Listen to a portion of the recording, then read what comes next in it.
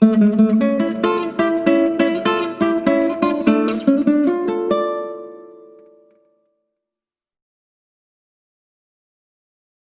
bonjour, merhaba, konnichiwa, wagwan, hello, you know who it is, people, yeah? It's Arsenal's realist. I want to thank you all for watching. Peace. And I want to thank all around the world as well. I want to thank all areas of the world, you know, them ones. But as we can see, there's a bandwagon building now, people, and you can go and watch my previous videos. I predicted it all before the season started, so please, it'll be really interesting. I know maybe some people haven't got the time, but if you do go back you time it before the season started, watch my videos up until now, you can see that everything I've predicted is right. Because this isn't something I've done overnight, it's a 6-7 year period. I've known what's going on, and now it's time to do the ting-a-ling-a-ding-dong, you get me? But basically, we saw what's happened, people. We was 2-0 up, we got 2 goals from our defence.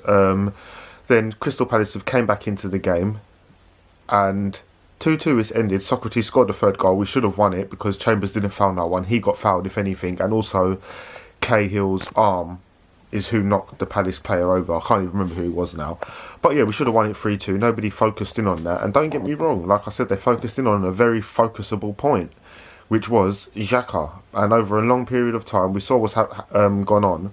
For instance, we know that these certain things reach the fans. As we know, when you call players ham rolls, this and that, it will reach the fans. There's proof. We also know the Hector Bellerin interview we saw. I've done a previous video on it where he said they profit off loss. They're not real fans. We said that.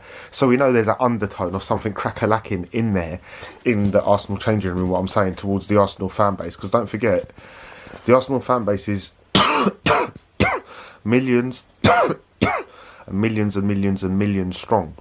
So all around the world as well. Every country, we've got all continents, Asia, Africa, Europe, everywhere. It's worldwide.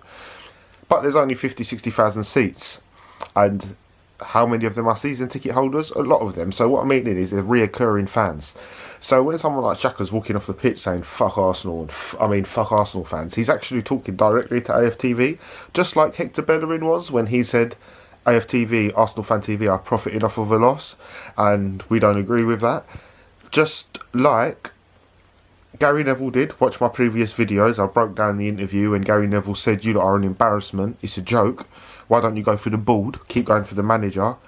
So Gary Neville said it. Perez also said that it's the ball. We had a lot of people come out and say it. There was a point when Ian Wright openly said he compared Kroenke to the Liverpool owners and other owners and say we're never going to get nowhere like this. And so the proof is in the pudding. Also, DT did say, you could check in my previous video called DT Exposed, we will never get nowhere with this owner in charge, not with this manager or any manager. No manager will be successful under this owner.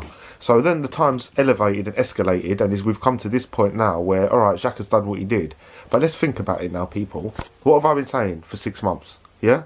Everything has come true. But what I mean is, it's detrimental to be screaming out, out, out, out, out, out, out. Screaming mad bandwagons, yeah? I didn't get involved when it was for Wenger because I thought, you know what, everyone's got the right to their crazy opinion. Let them do their thing, but they're saying, because like I said, watch my previous videos, they're saying they're going to go for Kroenke next. So I'm just saying you're backwards, but as long as you're doing it one way or the other. But now it's turned out they've got a box in the stadium and they get to watch all the games. And obviously you've got Lacazette and Aubameyang liking videos that when people are like troops or anyone who's slating Xhaka, they're liking the video. So that maybe suggests that, so they agree. They're saying Xhaka should never play again. But what I'm saying is if whether we're saying a player should play this or play that again, that's called a reaction, yeah? There was once a video when league judges said, if you're not, I've done a video reaction on it, so check it out. If you're not Unai Emery out, you don't want what's best for Arsenal. That's what he said. Well, I can tell you this. If you lot ain't AFTV out, and if you want to translate that in another way when you're walking off a pitch, what you're going to say is start getting into a political description. AFTV out, hereby I declare... No, what you say is just fuck Arsenal fans, yeah? And like I said, I agree with Xhaka. Fuck the Arsenal fans, yeah? Fuck the Arsenal fan TV. That's what he said. That's what he meant, yeah? Because that's the 60,000 fans. Within them 60,000 fans, you split it to the Arsenal fans, the home fans, whatever. Then to the season tickets, the reoccurring people. He's not talking to the whole world. He's talking to them lot. And the bottom line is, when we get into the crunch of it, Aubameyang, Lacazette, all these players that are being flirty-dirty with the players and this and that, it's just crowd control and this and that, just like how AFTV have flipped this. But now when we get onto the game, having drawn it, and ultimately, what did we say is going to happen at the beginning of the season? We said it, everyone knew it. We're not buying no defenders. We've got 8 million David Luiz, what a joke. We haven't replaced Bellerin, still to the point where he's not back yet. All these things are going on, no money's been invested, and then people are suggesting, let's get another manager. So what I'm saying is forget that talk. Say what manager you want and say how much money you want him to spend, because then we can judge it. It's not like Man United fans. Oh, let's get rid of Lukaku. You get rid of him, then you got no striker. Why don't you instead say, oh, we want Neymar? I'm saying to Man United fans and Arsenal, say you want this spreader, because then you can get an answer from the board. Don't just say out, because then they'll get rid of him, and then what? It's just you're buying into the rubbish and the joke. Well, you need to say what you want, not what you don't want. Yeah. So Unai Emery, now I've got a solution for, obviously we know how to get, we need to understand we ain't getting the money, so there has to be a solution to make these players better, and I've got a secret solution, people. Yeah, you know who it is, AR, you know who it is. Get at me, at Arsenal's Realist, at Gmail. Sorry, I haven't replied to no Gmails lately and emails, because obviously I've not gone live, so I've been heartbroken. It's been hard to carry on, people, but I've got a little solution how Unai Emery can sort out this team, yeah, so check it out. Gebertirim lan sizi. Ağzını sikinin ilk kadarı. Sırf oynadığım tokumla amına koyup hepinizin ağzını yüzünü sikerim size verdiğim emeklere lan.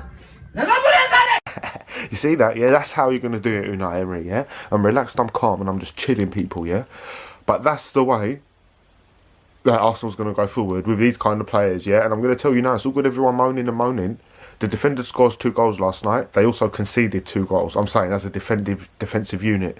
Alright, the midfield's not tying anything up properly, let's say.